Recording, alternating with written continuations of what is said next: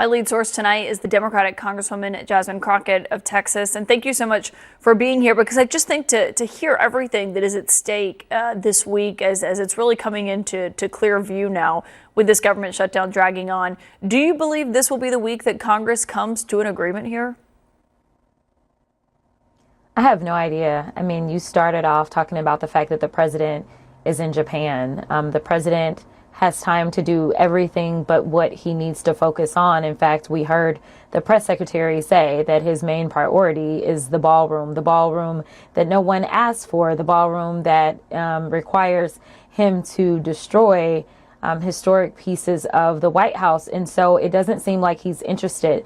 It is my hope that his friends start calling him Jeff Bezos when those Amazon planes are not flying. Hopefully, he will listen to them, because he's not listening to the pain that the American people are suffering through. As again, you played a clip and he said everybody's going to be in good shape. Who is everybody? Because when people are hungry, which people were already hungry in this country, we have not done right by those that have been struggling, because $6 a day to eat doesn't fix it.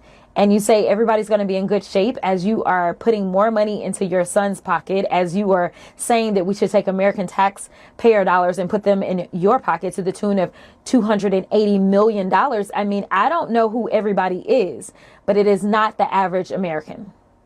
Yeah, and that context of the comment from Caroline Leavitt, she was asked if the president was working on any other renovations when it came to the White House, and she was saying his focus was the ballroom. But to your point about what the president said when he was leaving Washington, he was asked, are they going to find a way to pay for SNAP benefits, because they've found ways to pay for some other things, at least for parts of this shutdown. The USDA website right now says this. I want people to just read this. It says Senate Democrats have now voted 12 times to not fund the food stamp program known as SNAP. Bottom line, the well has run dry. And the USDA website says at this time there will be no benefits issued November 1st. Do you worry that people will blame your party when they do not have those benefits any longer? I don't worry about that. I think that's why the White House has decided that they would just violate. Well, I mean, they consistently violate the law, but we know that this is absolutely a violation of the Hatch Act. And so they are trying to make sure that they can place blame, because the reality is that they control the White House, they control the House, they control the Senate. And typically, when you are an adult in politics, you sit down and you work together to come up with a solution. And right now, Democrats are trying to make sure that the CBO, or the Congressional Budget Office, doesn't have to estimate how many more deaths are going to come at the hands of Republicans who refuse to make sure that people in this country can have health care. There seems to be a theme. Yes, we will get rid of your health care so that we can go and bail out Argentina. Yes, we will get rid of your food that is on your table, whether we're talking about the farmers who are not going to be able to put food on our tables because there are record bankruptcies that they are filing right now, or if we're talking about SNAP benefits. Like, they seemingly, it is a matter of we've got the king and he's just all about eating his cake, and don't worry about the poor little peasants. But that's where we are right now. You've talked about the benefits of SNAP before. You've talked about your concerns about cuts to the program. Do you think come Saturday, when people don't have that access, millions of Americans who need that and rely on it, that they will say, okay, this fight for healthcare premiums that you're fighting for Obamacare subsidies, that is still worth it if they're not able to get that money? Do you think that that's the calculus they'll make? I do think that they'll make that calculus. It'd be different if we were fighting for, a random plant in a specific part of the country. But at the end of the day, we're talking about the very basics. Like, it is really sad when you are in a country that is not a third world country and people are basically begging their government to do the basics. We're not talking about luxuries. It should not be a luxury that you get $6 a day, right, to eat. Like, that should not be a luxury. And we should be looking at the fact that there are funds available and he is choosing not to use those funds. Or when you start to talk about your big billionaire friends as you're continuing to violate laws, why is it that you're not looking out for people that are hungry? Why aren't you looking at the fact that rural America overwhelmingly voted for Donald Trump, and rural America uses more SNAP benefits than urban America? I mean, like, these are your voters, right? So, like, why aren't you doing those things? So I think that the question should be, which party is truly about being pro-life? Which party is truly about the entirety of the United States? And which party is really more patriotic? I would say that he is a party of him and other rich people and nobody else. And I'm hoping that all Americans can finally wake up and say, we are going to prioritize ourselves.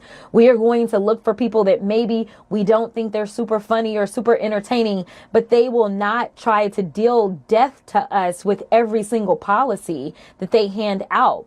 And ultimately, if people end up going hungry because SNAP benefits end up drying up, this is just a preview of what is going to happen as relates to what they did in the big ugly bill. Yeah, well, there's a lot of questions about what happens when the bill that the House passed to go through the end of November runs out, what that looks like. And the president was talking to reporters on Air Force One today. He had a lot to say in that. We're going to show people that during the show because he talked about a third term. He talked about his recent visit to Walter Reed, but he also brought you up at one point while he was speaking with reporters. I want everyone to listen to what he said about you. They have Jasmine Crockett, a low IQ person. They have AOC's low IQ. If you give her an IQ test, have her pass like the exams that I decided to take when I was at Walter Reed. Those are very hard, they're really aptitude tests, I guess, in a certain way, but they're cognitive tests. Let AOC go against Trump. Let Jasmine go against Trump. I don't think Jasmine... The first couple of questions are easy. A tiger, an elephant, a giraffe, you know. When you get up to about 5 or 6, and then when you get up to 10 and 20 and 25, they couldn't come close to answering any of those questions. It was a question about not ruling out a third term, but what's your reaction to what the president said there? Listen, I'm waiting on a reporter, and maybe it'll be you, Caitlin, that finally ask him what is his IQ, because he is constantly talking about, he doesn't even know what a low IQ is. He don't even know which scores are low.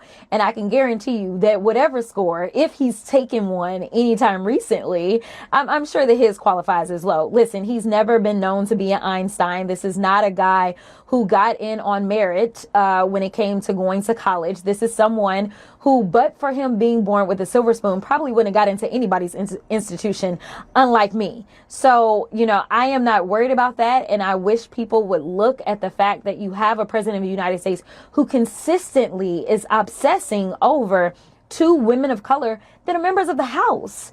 You are the president. You have a lot more power than we do, but obviously you consistently feel threatened. And that is why we have seen the attacks on black women in general from this administration.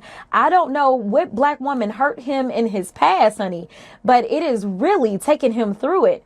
But I really wish, for the sake of this country and honestly for the sake of the world, that he would focus on his real job and stop worrying about me. My constituents will worry about whether or not I have an adequate IQ, even though that's not the test that he's taking. And it's up to them to decide. It's not him. He can't hire me or fire me, unfortunately for him. And as it relates to a third term, people need to listen to what he's saying. They need to listen to that, because that is a very scary thing. It is unconstitutional. I do think he's being serious. He has hats that are made. He's starting to get people primed for this. There are people that are riding around in wrapping vehicles with Trump 2028. This is a serious threat. We know that he didn't want to leave the House last time. And that's why we ended up with January 6th. So no, people need to think about this seriously and understand that the people around him consistently break the law. And the Supreme Court has said that, yeah, he has immunity. So, I don't know how they will rule on whether or not he gets immunity when he does something and he is not duly elected, because there are no third terms in this country. But we really need to be concerned, especially as his friends are the ones buying things such as Dominion.